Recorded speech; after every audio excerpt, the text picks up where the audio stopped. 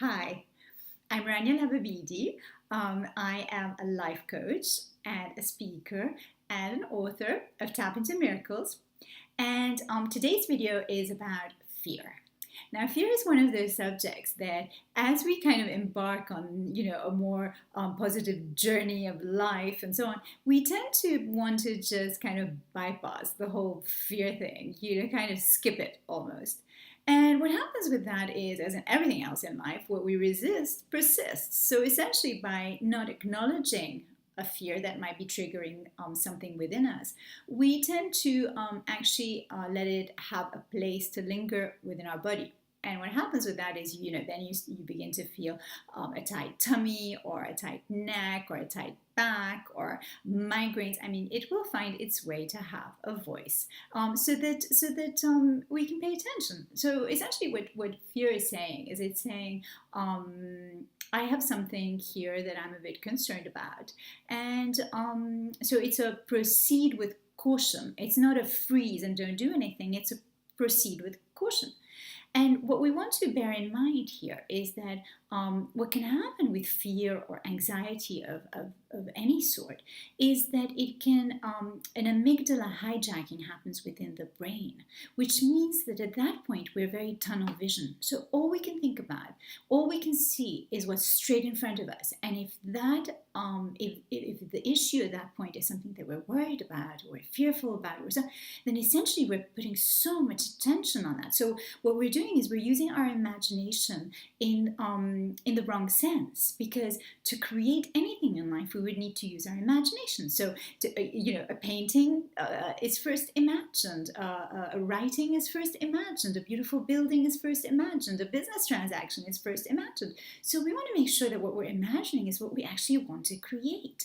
And so what happens with this that's very interesting is that when there is some sort of amygdala hijacking going on in the brain, what happens is no oxygen can circulate to the frontal part of our brain, which is where all the intelligent decision making and the planning is taking place. So at that point, like I said, we're in tunnel vision. So even if we're driving a car, it could potentially be quite dangerous because we wouldn't see to the right, we wouldn't see to the left. We're basically just seeing what's in front of us.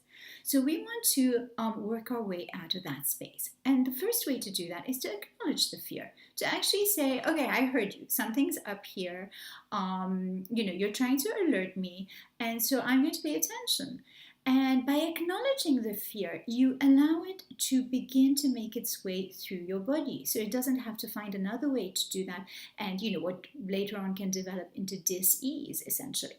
So by acknowledging it and by letting it move through the body freely through a walk or a yoga class or a moment in the gym, you're basically allowing the breathing to begin again, and the breath can now reach the frontal part of the brain, which is where the clever executive thinking is happening and where the solutions can come.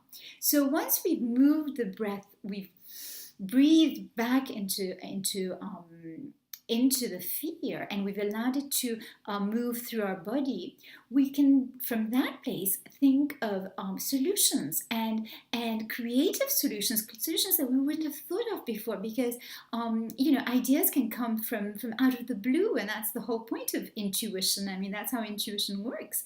And so by acknowledging the fear and by choosing to act from our most guided place through breathing into our situations, we can then take steps forward that are guided and that are authentic to us, and that make us that move us in the direction of being the most amazing us and stronger us and more powerful us. Because once we transcend fear, we gain confidence and we feel good, and we empower our journey along. So my mission is to encourage you to live your most amazing life. That is my wish for you. And in order to live our most magnificent life, then what's required of us is courage. Because if it was so easy, everyone would be doing it, right?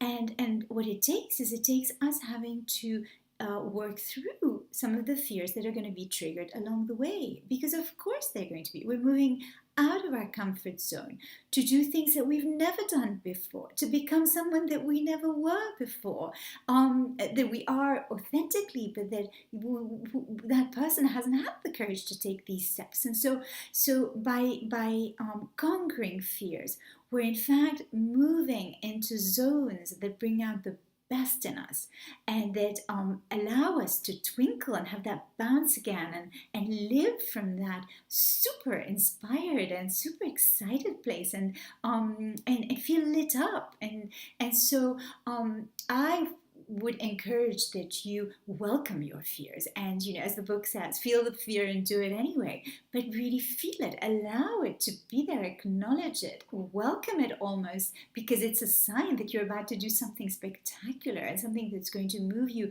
to the next stage of wherever you're going, your next step.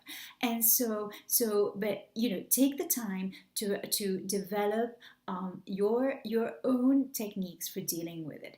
And so when you see it coming up, you're like, hey, you, I know you, and you know what to do. So it doesn't grab you and take you into that amygdala hijacking, which basically leaves you in a state of frozen state. So remember, you feel the fear, acknowledge it, accept it.